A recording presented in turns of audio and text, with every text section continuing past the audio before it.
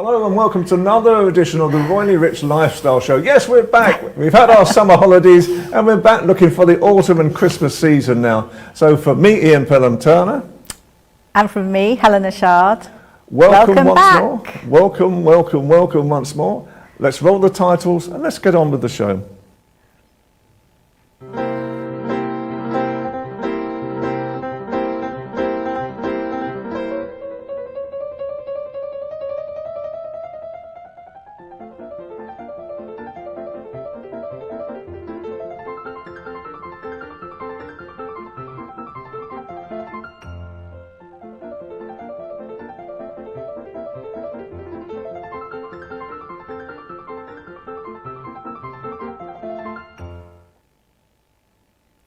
Well, we've got some amazing royal stories in store. Helena, over to you to start off with. Over to both of us, lots of royal stories, and really just a roundup of what's been going on over the last few weeks, I would say. So I think we'll start with the Princess of Wales, Princess Catherine. We're so excited that she's actually back. So she has had her last chemo session, and we saw the lovely video of her talking about her recovery, and she's back. She was at Windsor Castle yesterday and she was talking about her early years portfolio. So that's really exciting, isn't it? So we're so pleased to see her. This is a start of a new series, I think, that both of them are looking to achieve now. I'm hearing that in reality there's going to be a lot more over the next few months, but she's going to take it step by step, I think. Yeah, definitely step by step. It's still a scary time, but the great thing is that it's that feeling of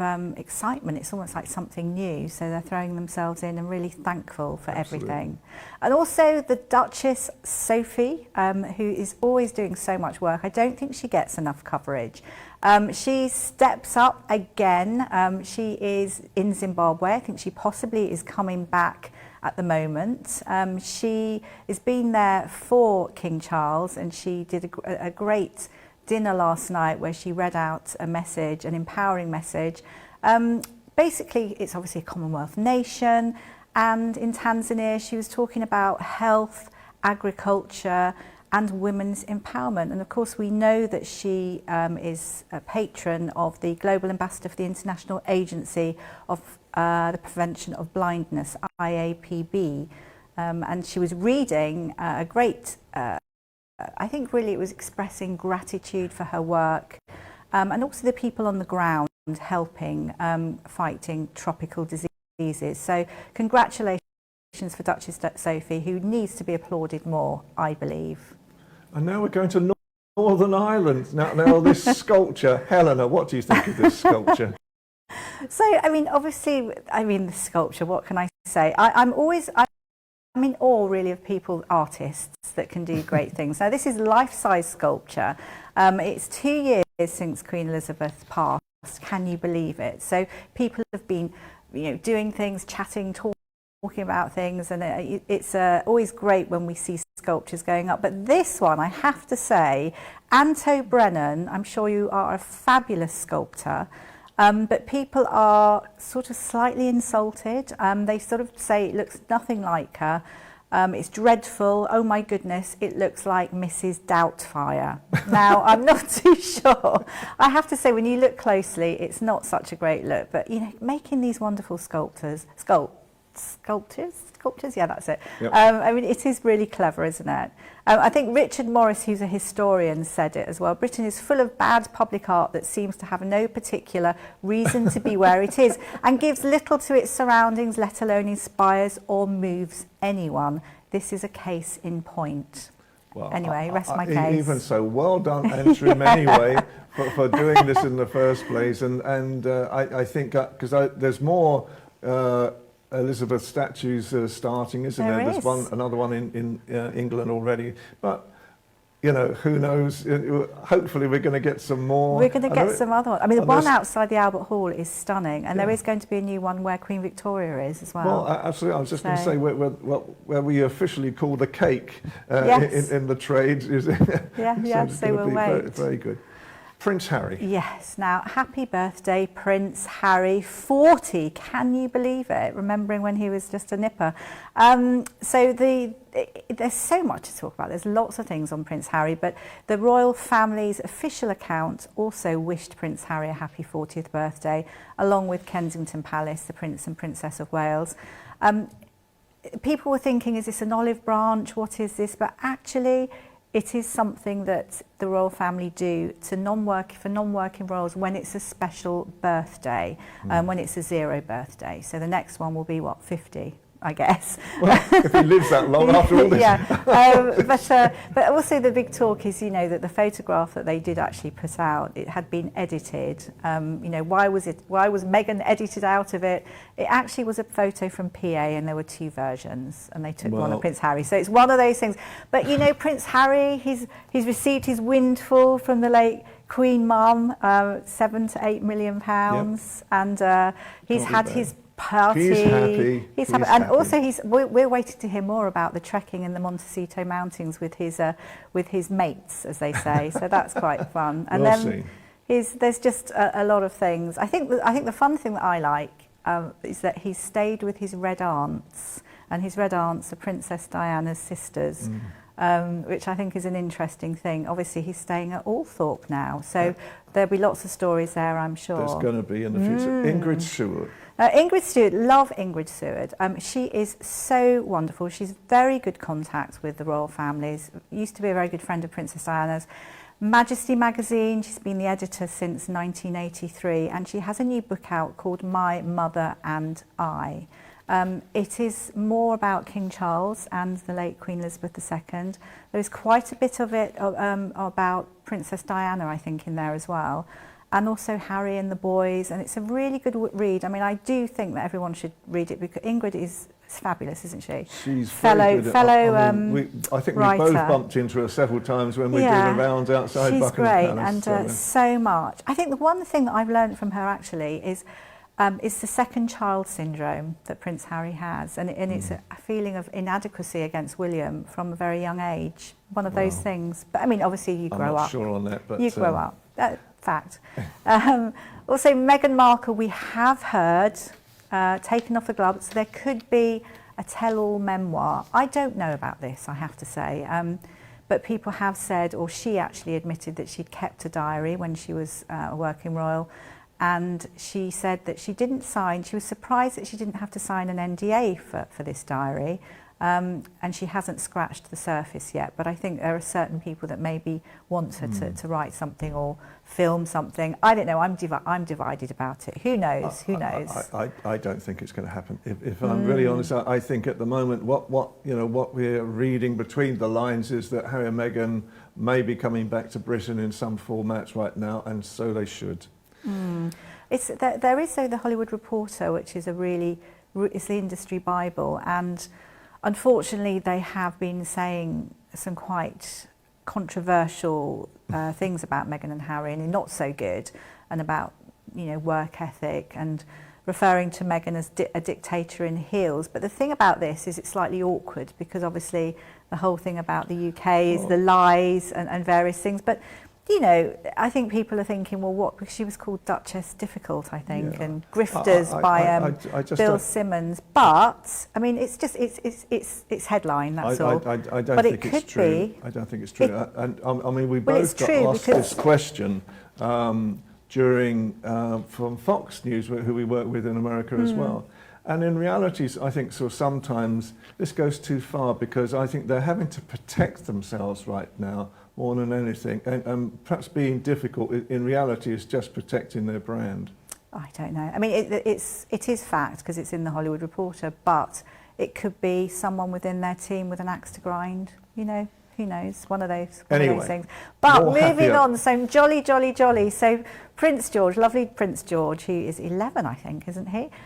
Following in the footsteps of his father, as we know, an accomplished pilot and a former RAF search and rescue pilot. And Prince George was really lucky. On the last day of his holiday, he was given a flying lesson. So he actually was the pilot of a you know, of a plane. But hopefully he wasn't totally in no, I'm charge. sure he had his instructor. But, you know, proud mummy and daddy was sat watching. It's at the airfield, I think in Maidenhead, which is it about 10 miles or something from Windsor. And he had a fantastic time. And as we know, I mean, actually at that particular airfield is where the late Prince Philip actually trained in 1952, which is quite interesting. But Prince William misses flying hugely, and he recently paid a visit to a helicopter hub, really admitting to everyone, and that's at the helicopter hub in Oxford, and it's all to do with also the you know, the Airbuses and things like that, supporting London's air ambulance, which we know he's worked for and always supports. And I think, I mean, absolutely right. But now the Brigade of Guards are coming hot under their helmets, under their hats. What is going on, Helena? So there's been lots of talk. This has been going on for a few months now, or even longer actually. In fact, it goes back in a way to late Queen Elizabeth. But the soaring costs of the King's Guard's real fur bearskin caps revealed. Now, as you can see them, they're the tall, very, very, very hot hats that they wear in all weathers, and sometimes collapse in them because they get so hot. And we do see them at the Garter. And I think there's been lots of talk about it as we see the soldiers outside Buckingham Palace. They do now cost £2,000 each, up by 30%. And the Ministry of Defence are, you know, have been totting up figures. But I think it's more the People for the Ethical Treatment of Animals, which is PETA, P-E-T-A, that have been talking about the real fur principle. We know that Camilla has said that she's not going to wear or buy any more fur, but obviously I think we'll still wear fur. And what do you do in situations like this? I think to try and look for a faux fur that works. I think that's what they're trying to do now, is look for faux fur now. But it's 5 tests that it has to go through. Yes. Water absorption, penetration, appearance, drying rate and compression. And let's not forget, you know, obviously real fur, that's bears, isn't it? That's taken a life. Whether I don't think they and it's not the royal family's responsibility. So it is the Ministry of Defence, just to make that clear. Okay, and finally, big hugs all round. Big hugs all round. Yeah, I mean, I think that's just so lovely. We've got the video that's coming up in due course. We've got a little photo of it now. Though this is the Black Ferns. It's the New Zealand women's rugby union team that saw King Charles in Buck Pal, and it was such a lovely time. And when they said, "Can we give you a hug?" and he just said, "Why not?" And that hug, it was a real scrum tight hug, and he's smiling gleefully. Excellent. And he also talked about it being such a healing hug. Stuff. So we're so thankful. Okay, so now we're just going to take a short break. And then we will see 4 videos that have really captured our imagination over the past few weeks at all. Stay tuned.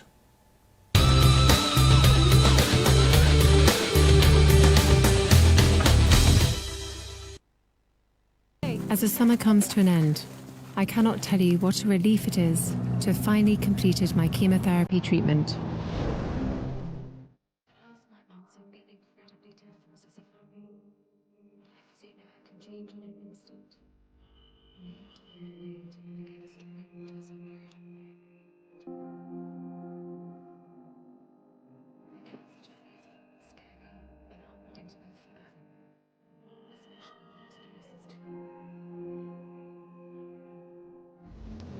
Is this filming? Hello? Hello? Reminded me in the need to reflect and be grateful for the simple yet important things in life, which so many of us often take for granted, as simply living and being moved.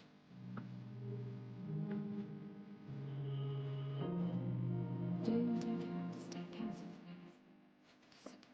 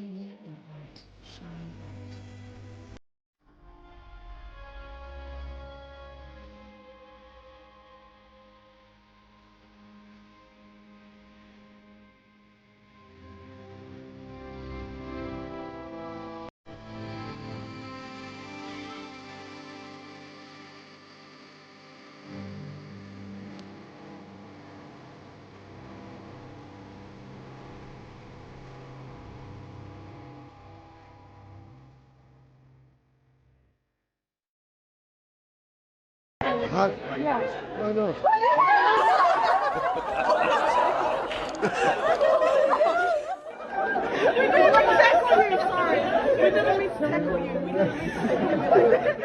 I much appreciated this chance to meet you and to have such a warm hug from both of you.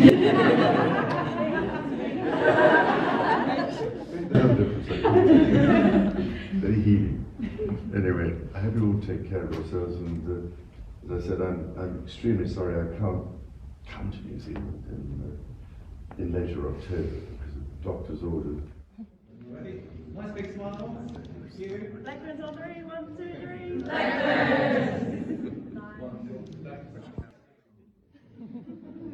What's going on here? It's done by everybody. Brilliant. Thank you so much. They don't fade, you see.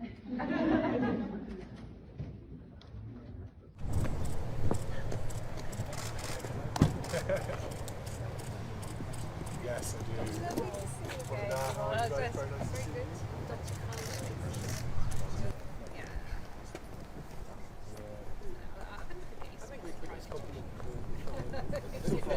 Yeah, I was thinking so. Are you currently still The combination of skills does improve.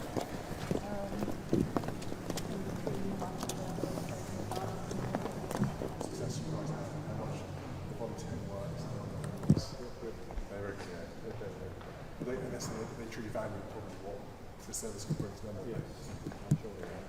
But equally, must be very good sales. Pitch is going. There's a lady who's got her 102nd birthday, so 100th birthday, jumped over an airplane charity. The person's done no medical.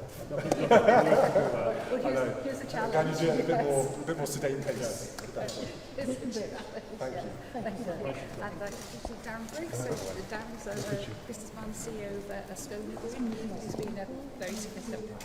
It's always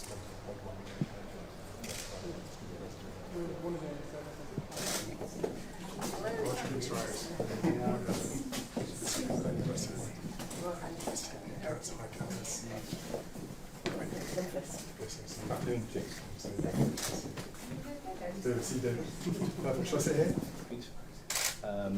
The days only at the moment, but as the other bases sort of come into a later operation, and we're looking at moving them down to ground level as well. But and you're going goggles though. Is Cardiff on goggles? Cardiff is on goggles.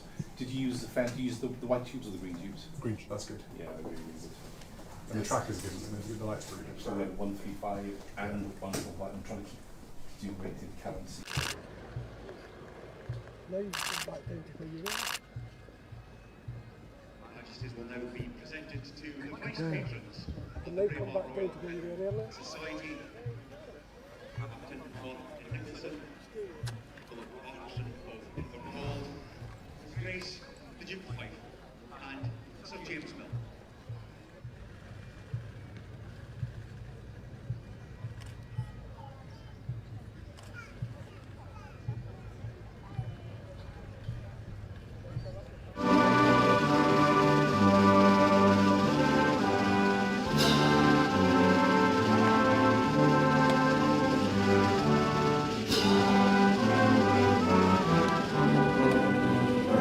Your Majesties, my lords, ladies and gentlemen, once again, it is our great pleasure to welcome you to the Princess Royal and Duke of Fife Memorial.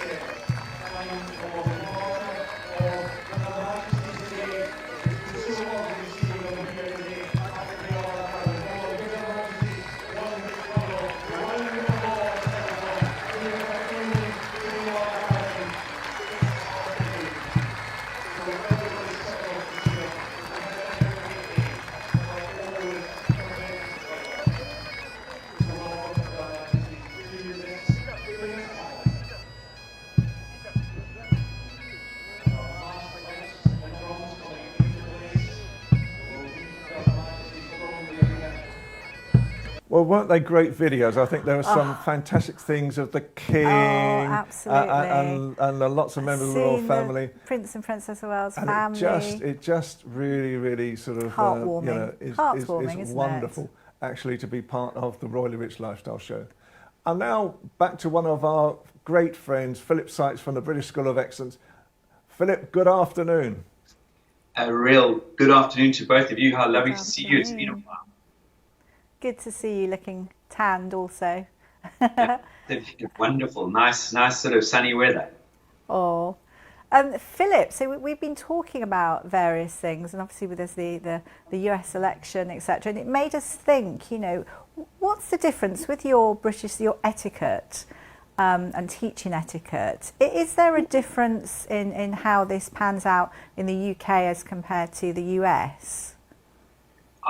Yeah, Helena, I think there's definitely differences that stand out in the UK versus the US or vice versa.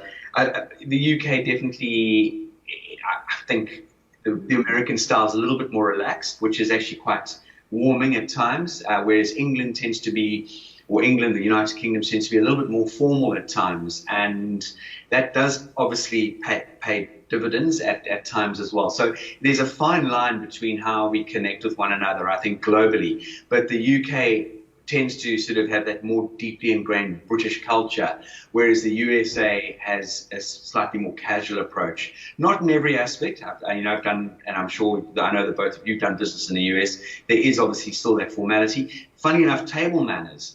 There's quite a significant difference in the approach of table manners and table dining etiquette, which is here in the UK tends to be, if you've been given the right sort of guidance on dining etiquette, tends to be a little bit more formal, whereas what happens in America, and this is neither right or wrong, because who are we to say they're doing it incorrectly or this country's doing it incorrectly? We're not there to judge, but they will what they call zigzag. So they will hold the fork in one hand, cut things up, and then move the fork to the right hand and eat their food that way. Things like we queue here in the UK, as you all know, we love queuing. The Brits, it's just, I think it's part of our culture. I think we're born to queue. We see a queue, we join it. And we're quite formal about forming a line rather than cutting the queue, where the Americans call it a line. And there is a bit of rigidity, but it's also not as rigid, let's say, as the UK might be. Those are just a few little pointers that I can start with. Was there anything that really surprised you in America? Yes, Ian.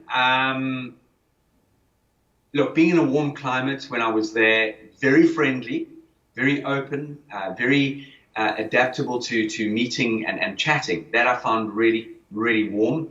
I suppose it did help because we had our small poodle with us, which the Americans tend to be very drawn to animals, and Coco is particularly cute. So we struck up some incredible conversations with people, and we found that really warming. One of the things that I've noticed is a big difference between the UK and the US is, look, in this country, we do tip, we do offer gratuities. Often it's added to our bill, like 12.5% and whatever. And obviously it's up to our discretion. But in the USA, it's almost expected to be a part of, whether it's a coffee or if you're buying something in a restaurant, gratuities. A lot of the team, the staff members, are paid a very small wage, hourly wage, but they rely heavily on their gratuity. So that was a big difference as far as I picked up in sort of finding my way through, how do we navigate the gratuity tipping system. Thank you, that's really interesting. Yeah. Will you be starting to do events in America now? With is that another expansion of British School of Excellence? Very much so. Thank you for a great question, Ian. We are very much in the throes of looking at expansion properly into the USA market. My family and I are going to be spending a bit of time between the UK and the USA in the coming, well, not immediately, but I would say within the next 6 months, all being things go according to plan. But yes, the US is a great marketplace. I met some people and immediately I was able to have some meetings, one of them with a bank, which was fantastic. And another one was with a gentleman who also in the banking world, but wanted some guidance and steering on how he could go out there and help and serve people. So there's great potential within the US market. Wow, wow, wow, wow. Slightly different. I just wanted to, it was just something that a friend kept saying, which is interesting. And it was slipping into perfection rather than excellence. And I know that you do etiquette, etc., it's British School of Excellence, but there is a distinct difference, isn't there, between excellence and perfection? Oh, I was trying to explain it, and so I just was interested if you've been asked that or if you have your thoughts. Oh, very much so. It's a very delicate word because we're human beings, we make mistakes. So we're not perfect, unfortunately. There's certain things that I always lean into on this one. You know, beautiful, healthy, brand new born baby, that's perfection.